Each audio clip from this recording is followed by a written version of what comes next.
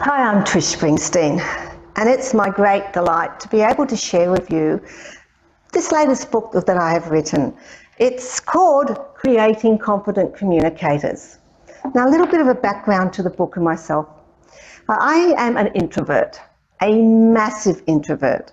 And if you had spoken to anybody that knew me way back in the Jurassic period when I left school, and they knew what I did now and that I was an author, they would be laughing and rolling around on the floor with their laughter because I never put myself out there. I just wanted to do my job, delegate other people to speak. We fast forward, and today I am a speaker. I'm Australia's leading expert in empowering introverts. My passion is helping others to get up and speak. So I'm passionate about speaking and I'm passionate about communication. So getting from introvert to being someone who's getting out there and helping others has been a long journey. And part of what I'm sharing in my book is why I think communication is so essential to what we do. So I'm going to share a little bit about the book, read you a little bit from the book, and then maybe just round it up with a bit of discussion about where I'm going, and we'll see where we go from there. So let me share with you a little bit about my book. As I said, it's called Creating Confident Communicators. It's aimed at businesses, corporations, small, large, any sort of area. So you can go from organisations, large organisations, if you're a CEO in a large organisation, a manager, a team leader, all the way down to having a small business with a small team, or even down to micro-niching down to micro businesses. Communication is essential in all of those areas. So let me share with you a little bit of why I think it's essential. Communication is fundamental to all working relationships, but bad communication causes more controversy in business and industry than any other factor. As organisations grow bigger, communication deteriorates. The larger the organisation, the more impersonal communication can feel. With some government departments and multinationals employing millions of people, lines of communication become stretched and can break down. At the same time, people expect to be treated as individuals. They need to be consulted, informed, and given the opportunity to air their points of view and to have those opinions respected. Attempting to bridge this gap is the role of the good communicator. In businesses, these issues become even more important because at the core of every business, regardless of the industry, are people, and people need to communicate. A company's success depends on communication. Employees face an endless exchange of ideas, messages, and information as they deal with one another and with customers day after day. How well they can communicate can determine whether a company quickly grows into an industry leader or joins thousands of other businesses mired in mediocrity. Now, there I've mentioned big companies, but as I said at the beginning, the fundamentals of communication flow across all companies, small, medium, large. And one of the things I wanted to highlight, especially in these interesting times that we find ourselves, is communication actually is coming to a larger importance because we are doing a lot of stuff online. We're doing internet. We're doing this particular thing through Zoom and through video. And communication plays an important part there as well. So let me just share a little bit more with you about the cost of poor communication. Information provided by Project Management Institute in the US shows that ineffective communication costs companies time and money, and equally important, it impacts on their reputation. In fact, recent research shows that only 1 in 4 organisations can be described as highly effective communicators. So let's sort of fast forward a little bit to these times. Today, it is important to note the trends in public relations and marketing. How you promote your organisation or business to your clients will impact on how you connect with them. Of interest is the trending use of digital storytelling and social listening. Remember I said this particular time, being on video, being on Zoom, being on social media, and for many of us switching our businesses onto the online trend, this becomes extremely important. Verbal communication ranks in the top 5 important skills to cultivate for the future. Video is an important component of communication today. Now, this was trending in 2017. It's even bigger now, and it hasn't stopped. And as I said, with everybody switching online, it has even been more focused. So now is the time to get my book and read it, because this is giving you information that is valuable for you today. So what does this mean for organisations and businesses? Well, it's the increase of an improvement in electronic communication technology means communication is becoming easier and more efficient. The importance of effective communication and speaking skills is becoming even more apparent. Technology merely provides us with the equipment. It is still people who have to formulate the communication, and they can really misunderstand how to achieve effective, coherent, competent communication. So, where should we be going from here? Well, let's just share my conclusion from this book. Communication is important to businesses and to individuals. Ineffective communication can lead to loss of money, poor productivity, loss of time, and what could be even more important, the potential loss of credibility. Remember, credibility is hard to establish, very quickly easy to lose, and then even harder to establish again. So if you've got good communication skills, it can go to ensuring that your credibility stays where you want it. A hidden cost of ineffective communication can be the loss of opportunities, either not stepping up to grab opportunities because of a lack of confidence, or not making the most of opportunities because your communication could have been just that more effective. The communication tips covered in this book will assist in reducing the costs of ineffective communication and increase the effectiveness of making the most opportunities that come your way. So remember, conversation is not business communication. Balance is everything. Effective communication is a simple, practical skill that can be learnt. Create confidence in speaking. Create concise, impromptu responses. Create effective introductions to speakers. Create clear presentations. Create massive, effective body language. And create compelling motivation. Look at creating vocal techniques, creating positive performance feedback, and creating instructions that work. And always look at creating connections with listening skills. Those are the headings of the chapters that are included in my book, Creating Competent Communicators.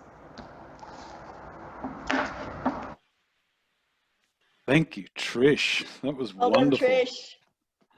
That was wonderful. Trish, the concept of that idea of credibility of both business and the individual, I'd like you to just expand on that a little more, especially in the light of when you talk about the effectiveness of making the most of opportunities by effective listening.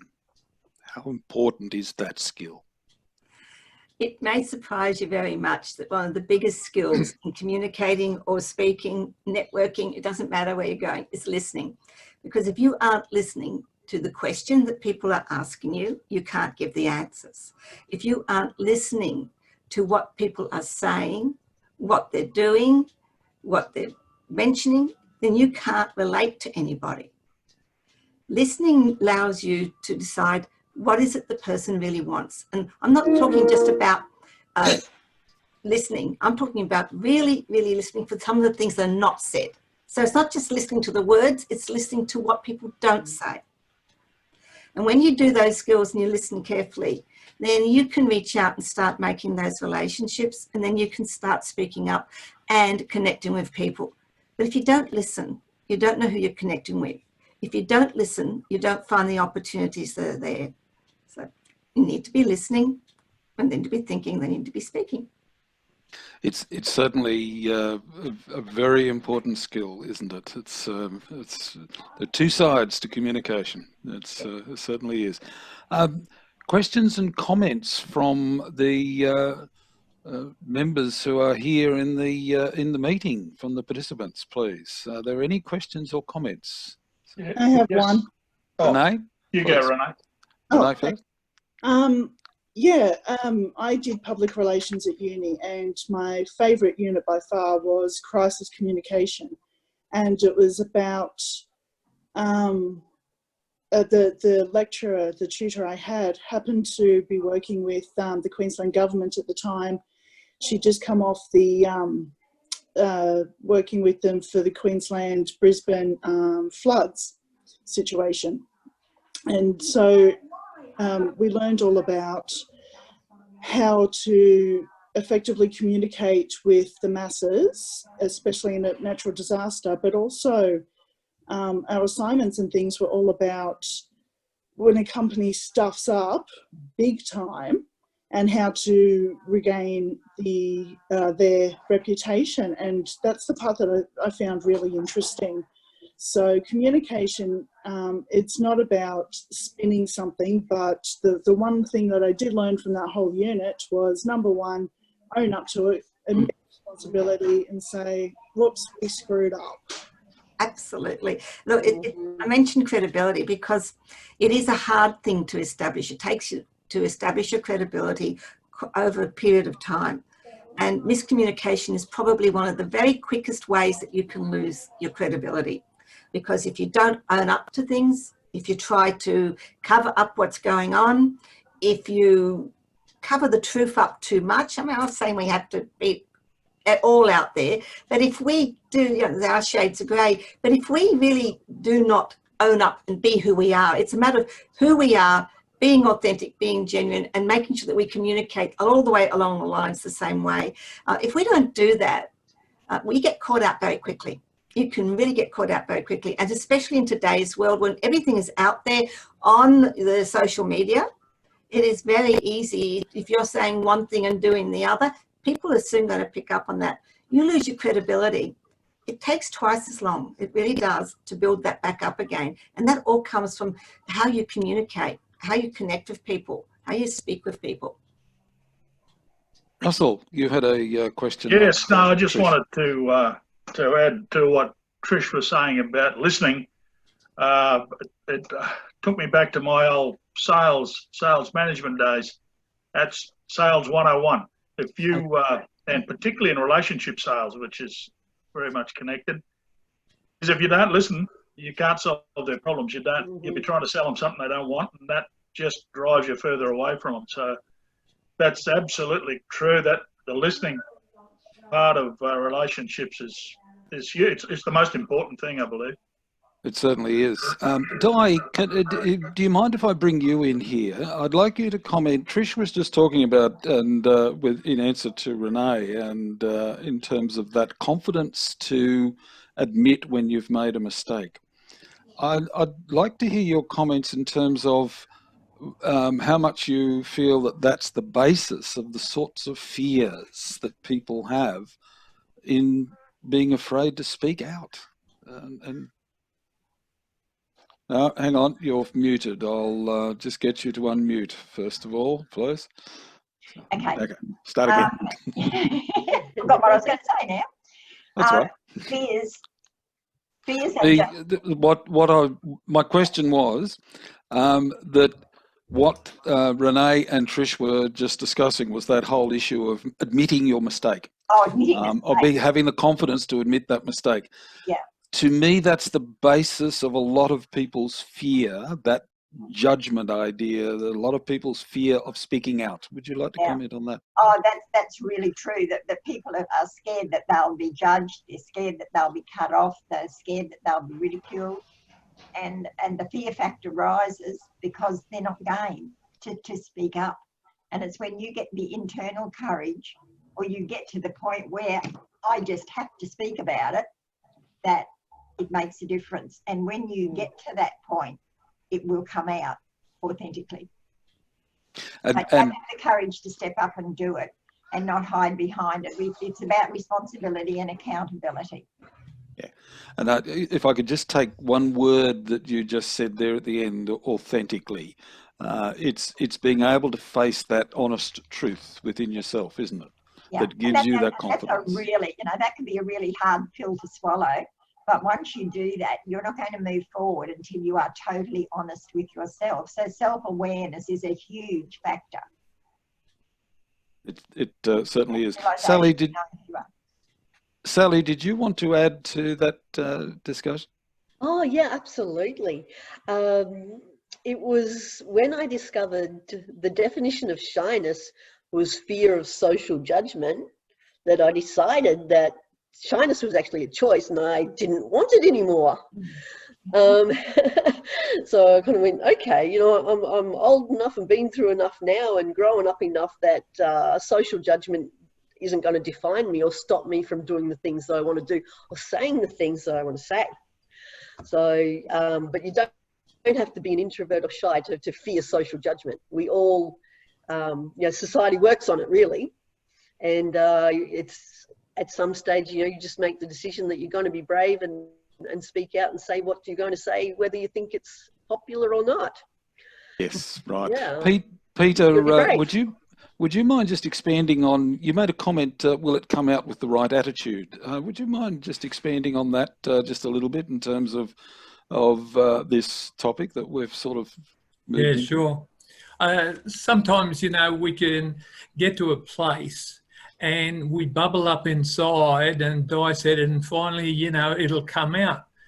And sometimes you're plucking out the energy, and it only takes one thing for them to say and said, I've had enough, and it's happened to me, and I've exploded.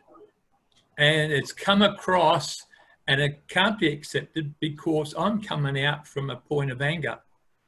That's what I was trying to... Yeah, right. So in other words, it's that it comes back to that idea of understanding yourself that I was talking about, which is part of that truth, that honesty, isn't it? Yeah, that's true. Yeah, so that's... I've been taking the time to formulate your answer, not blurting it, not blurting it out, even though you get to that point of saying, I'm ready to speak. I think if you stop and think about it, or sometimes if you write it down, leave it alone and come back and look at it the next day, you will quite often soften it. Which is, Trish, I'd like... Oh, sorry. Well, that's all... What's Pete saying? I'd just like to say there that it's not always the case where you can come back, write it down, and then come back again, because something that can happen, especially with my tenants, for instance, and you think, well, I'm going to put them in their place. Trish, just on that that point about that honesty and that truthfulness, that's part of listening, isn't it? Is it? It's listening in the moment, in present, and it's giving you full listening skills. Too often we don't listen. We hear a lot of blurring noise, and we could be off trying to think either if it's a question, formulating our answer already, or we could be thinking, oh, I left the pot on and I left this on, and oh, wow, it's a good day. So my view is that if you're communicating with someone, if you're speaking with someone, whether it's a client, whether it's online here, whatever it is, whether it's to a group or a client, you need to be in that moment, fully in that moment, and listening to what's being said at that time and giving them the respect to honestly listen to what other people have got, to then be able to, you cannot communicate, you cannot converse or give an opinion or respond if you have not listened to what the other person has got to say, to be able to be involved in that conversation. And introverts make great listeners, so pretty good. Yeah. Yes, that's so they tell me. Are there any more questions or comments of any of our guest authors here at the moment? Yes, just again, back, Tricia, Awesome. As an extrovert, that's something you really do have to guard against, because a lot of times you're thinking about what you want to say, your subject, your topic, and how you're going to get it out there, and that's when you miss listening. And so you really do have to guard against that. I learned that a long time ago. Yeah. Absolutely. Can I pull the focus down into the actual process of writing a book? And the discussion around this leads me into that, because that whole concept of both listening and being in the moment is also vital in the process of presenting your work to an audience in written form in a published book. There's a great deal of yourself goes into that. Oh my gosh, yes. Di, did you want to first of all comment on how you found the process of getting that book out there and building that confidence and what has happened since the book has been out there for quite some time in your life that has made you build that on even more confidence? Yeah, you've muted again, Di, sorry. You need to unmute. I can't unmute you, that's the problem. Hang on, there we are. That's it. Speak Out is my third book. My first book was called Beyond Abuse, and that was my early life. Now, that was a challenge because that was really me facing what had happened authentically. It required forgiveness of an alcoholic dad and rapists, and forgiveness of a lot of other things that happened after that. That was a huge thing. And I had gone back to when I wrote it, I was living back in Nambour, which is where all that stuff had happened in my early life. So that was a huge challenge. And then 10 years later, I republished that book, and I still call it Beyond Abuse, but it was a recovery guide for men and women in an era of all of us too. Now, it's got men's stories in it, 4 men's stories, 4 women's stories. The day that book went live on Amazon, something just went off in my head, because as a 16-year-old, I adopted out a forced adoption of a child. And I always said that I would never seek.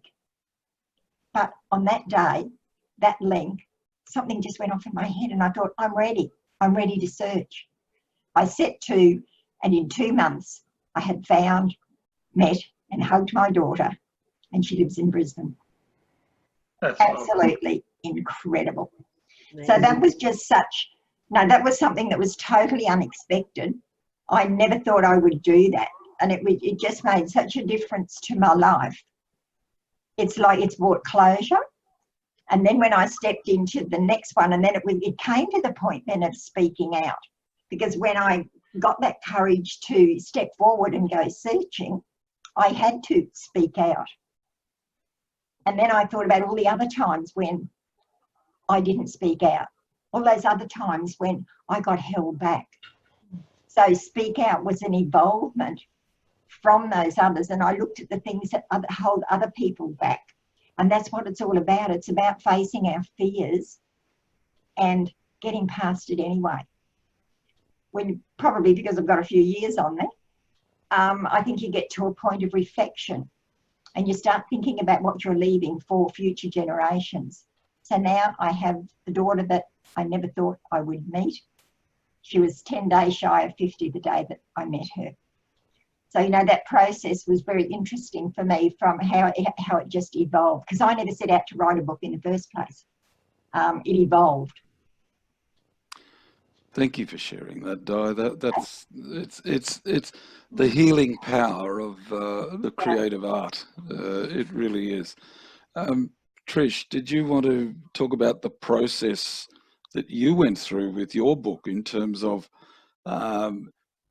the way in which it helped you move out into a much more confident approach to the world? Absolutely. I have to agree with Di. I never set out to write a book. In fact, I had this really great mindset that I was not a writer. I did not have stories, and no one would be very interested in hearing what I had to say. And that was up to about 4 years ago. And I had someone in America asked me to contribute a chapter to a book. And my first reaction was, no, I'm not a writer. I've worked really hard to become a speaker, to be able to step up and have that confidence to speak. And I was quite comfortable with doing that. But I wasn't a writer. And I kept saying no until I realized that my passion is helping people to get out there and be known and be seen. And my passion is helping them to make it easy for people to find them. And if I'm saying no to this, then I was not walking my talk. I was not being honest to who I was and to what I wanted to share with people. So I said yes. And part of saying yes was, it's in America and no one in Australia is going to see it, read it or hear it. So it doesn't matter if it's awful, which was a big mistake because people in Australia did see it and read it, but it wasn't awful. So that was a big aha to me when I realized that. And in the last 4 years, I've written, co-authored or been a contributing author to 14 books. So I have decided that I actually quite like writing. And what got me over that mindset was that I write as I speak. I work at this is how I speak, and what I'm thinking and speaking just channels down into my hands and comes out on the page. So when you read any of my books, my chapters, my books, whatever I'm doing, it's how I speak, it's how I am. That's where I am now, because I never actually thought I was. And it's to me, and I share it because it's a testament to letting our mindset block who we might want to be and what we could possibly share with people. Those mindsets and negative thoughts that talk to us and say we're not good enough, we can't do this. Who are you to be a writer? Who are you to have a book? Who are you to share your story? Those things are what we have to get by, because those are things that are keeping us being selfish.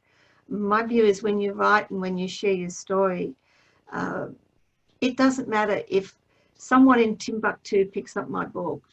If someone picks up my book and reads just one sentence, one word, a paragraph that changes their story, then that is why I have written my book. And if I don't take that courage and share inside me, because this is something Renee just sort of asked about, being vulnerable and putting your book out there.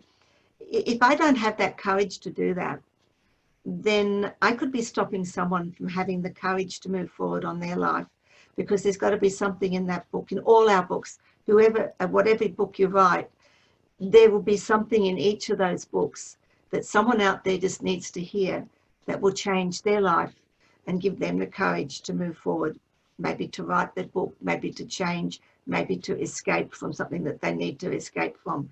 And that is where I come from with my writing, and why I have the courage to share.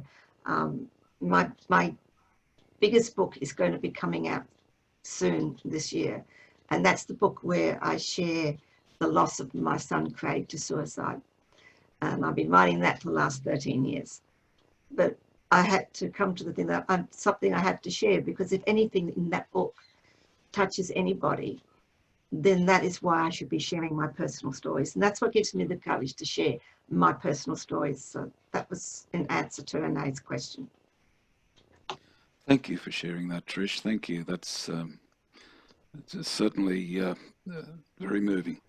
Sally, did you want to add a little to what you were saying about your process and the opportunities that it has given you since writing that book? Oh, absolutely. I came at it from a different angle to everyone. Like, it's kind of like I believed in my ability to write without actually writing, without actually doing anything. I didn't write anything, and then I wrote a book. But I was quite confident in putting the structure together and that kind of thing. So I wanted to write a book, and it was just a matter of choosing. I didn't want to do fiction. I wanted to write a book because I was very much inspired by people's stories, and I truly believe that your story can be the key to unlocking someone else's prison. So, you know, it was really important to me that I put a book out there that helped people, that changed lives, and kind of went through the whole, you know, what I haven't done. You know, I haven't climbed Mount Everest, and I haven't done this, and I haven't done that. But I realized that what I had done was go on a journey from being, you know, very shy and finding networking very painful, working my way through, and all the wonderful opportunities that came from networking. I didn't want people to miss out because they were like I was 20 years ago, shy and not knowing what to do. So I did that. So the actual process, I found, I just kind of fell straight into the structure of it. I had a look at a few other books for inspiration, and but what I didn't foresee, I guess, is that it opened the floodgates for writing, and I renewed a love of writing that probably disappeared, after high school sort of thing. I just didn't have time. So I've been, writing a lot more in different genres and doing some copywriting and writing for the Redcliffe Guide, the Sandgate Guide, a little bit of journalism work. So lots and lots of writing, which I absolutely love. And go back to like Renee's question, also what Di and Trish have touched on in terms of vulnerability of putting a book out there. That was one of the things that I think when I decided to write the book, I had to take a big deep breath and go, okay, if I'm going to write this, it's going to be true, it's going to be raw, it's going to, I guess not purposefully air dirty laundry, but not hide truth. Sort of show vulnerability is really, Renee's picked that word up. It is to show your vulnerability. We tend to connect on our vulnerability, and it was really important to me that I connect with people so that they could see that I'd felt all those things that they were feeling and had gotten through them to a much better place. In terms of opportunity, the book's been wonderful for that. I do speaking now, I would never have guessed in a million years that I would be speaking, because at school I was absolutely terrified. I was literally, my knees would knock if I had to speak in front of a class. And if I had paper, the paper would be shaking, my knees would be knocking. And it was like, I just wanted the earth to open up and swallow me, because that was not where I wanted to be. But I think there's few things more powerful than an introvert who discovers that they have a message, because you get over yourself and you realize, I've got something important to share, and I'm going to have to be brave to share that so that it can do some good in the world. And you just get over yourself a bit, and you think about the power that you might have to help other people live a better life, to get through something. Thank you, Sally. Yeah. Thank you for sharing that. Comments, please, or questions or observations from anybody at all at this stage?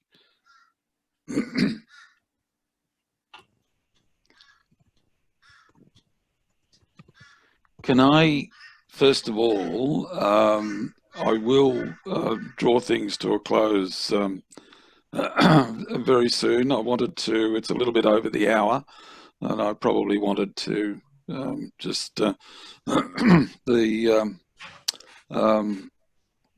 bring a conclusion to it. But just before I say the comment I'm about to say, Virginia, I just saw a question from you. The difference between non-fiction and fiction.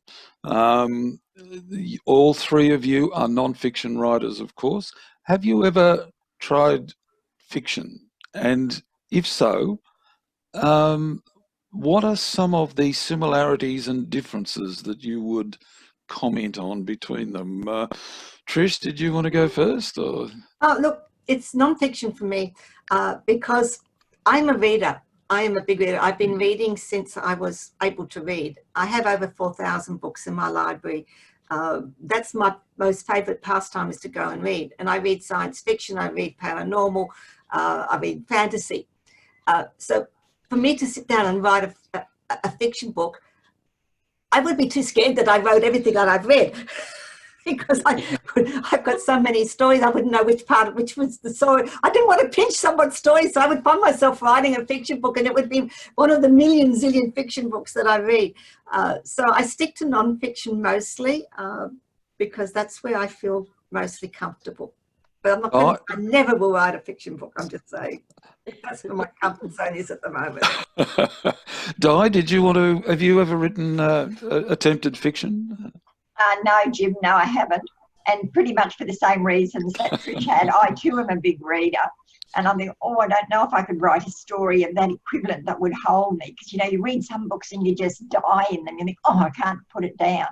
And I'd hate to think that someone picked up my book and thought, oh, I got to page 3 and thought, no, thank you.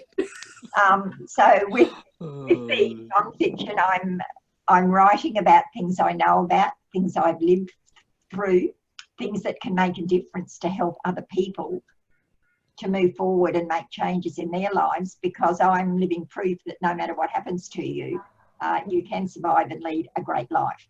So I don't know if my imagination's good enough to write a fiction. Sally, did you want to comment? Oh, yep, sure. I love doing short stories, and quite a few of them are fiction, but I do them, for example, to enter into the Australian Writers' Centre Furious Fiction that they have each month, where you're given some prompts. And I really enjoy the creativity that those prompts give, and the same with wild writings and things like that. I'm given some prompts and write a short story with those prompts, and it's a different process in my brain entirely to writing the non-fiction. It's almost like the difference between writing and photography. It's so different to me. The pictures are completely different in my head, and the purpose is different. But I guess even with fiction, I'm going to bring an element of my own experiences to it. Virginia, did you want to... It's for fun. Virginia, did you want to comment a little further on your question? You'll have to, yeah. Yeah. No, look, that was great. Thank you. I write mainly short stories. So, but yeah, fiction, not non-fiction. So, but it's been really interesting listening to everything everyone's saying, and the Di's story particularly really was very close to home for me. One day we'll catch up and we'll talk. I'd be open to that. That would be really nice, yeah. But no, thank you. Just a question, I don't know if anyone can answer. How important is a prologue when you're writing a fictional story? Does anyone know? Would anybody like to comment on that? Russell? I'm thinking of using one. I've never used a prologue, and I've read a few though, and I've skipped over a few, to be honest. So it's got to be interesting. But the reason I was thinking of using one is that I'm in the last book of a trilogy writing, and if you take a bit of time between each book, or if you want the book to stand on its own, I think a prologue is probably handy, if you want to call it a prologue, but just a précis of the first, where you are so far. That's how I'm thinking of using it. But yeah, prologues, like I say, I probably have skipped over more than I've read. Any other comments? Yeah, it's Raylene. I have had negative response from blogs that I've written. The question's always been, well, why isn't it chapter 1? But I like Russell's point about you could call it the story so far rather than, a prologue. But yeah. So certainly in a series, yes. I have a short story which has been published in an anthology, and I've actually turned that kind of into the prologue for the story. But now, of course, I've got to introduce some of the characters from that back into the main part of the story to make it make sense. But yeah. Lexia, you wanted to say something? I have written a prologue for a book. And to me, a prologue kind of sets the background to the main story. It just provides a little bit more information, and there's a big time lag between the end of the prologue and the and the story itself. In my case, it was about 2 years, 2.5 years. But it's just a snippet of what happened to set up the story for the next. And I don't know, that's just my opinion. It's that little bit of background, backstory, whatever you like. I think just recently I read, I think it's a Stephen King, I can't remember if it's him or Dean Koontz, but they, whoever it was, has taken it a bit further. He wrote, I picked it up off Amazon because I like both those writers, and it was only a short story, and I didn't realise that until I finished it, but it was a lead-in to the actual book. This is a marketing ploy, obviously, but I found the lead-in was fantastic. I really enjoyed it, and as soon as I came to the end, and it was an ebook, so there's links in there. So as soon as I got to the end of it, I clicked the link and bought the book. So there's another way to use a prologue. Well, it worked. It certainly worked with me. Yeah, just one comment on writing fiction. I'm sort of well advanced doing something now, but I've found that when you write fiction, 90% of it's fact anyhow. It's all based on what's happened to you, the feelings, the senses, all that sort of stuff. There's a lot of you in there, David. Yeah, the addition that you add is, you know, what could have happened, what did happen. You can put on what could happen. You can swap the characters around. So I find fiction fairly easy because it is 90% fact, and it's the book I'm writing will be 90% actually happened, but it will actually be fairly how would you say? It'll sound like a fable, but it's not. That's what a lot of things are. Stranger than fiction. Look, unless there are any specific questions of our three guests, I think we'll draw to a close. And can I, first of all, the comment I was going to make a little earlier was in regards to that fiction and non-fiction. So, David, it's a great segue into what I'm about to say. It is my view, for what it's worth, that there is a lot of similarity between non-fiction and fiction, and the similarity is what we have been talking about today, and that is the honesty, the connection, and the ability to be in the moment in your writing. And it's that truth that comes out of your writing, whether it's fiction, whether it's non-fiction. I've got just as much out of reading books that are fiction as I have out of books that are non-fiction. And I think that is the writing process itself. So I would like to finish up by thanking Sally, Trish and Di for their time this afternoon, and also for the time they took to do the videos. Thank you very, very much. It has been an absolute pleasure.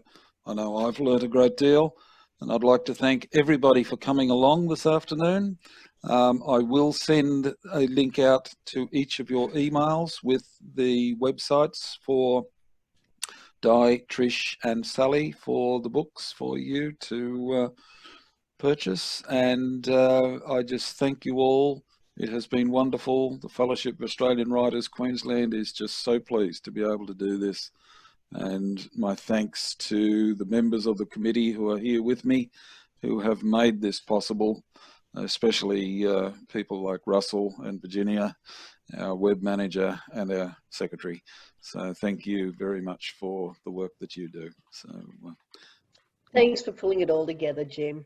Much appreciated. Wonderful. Thank you for the, it was a privilege to be involved. Yeah. Thank you, everyone. My pleasure. My pleasure. Thank you. And I'm about to click on end meeting for all, so all your screens will go black, I'm afraid. Thank you. Thank you. Bye, everybody. Good to see you. Bye. Thank you very much. Bye. Thank you. Bye.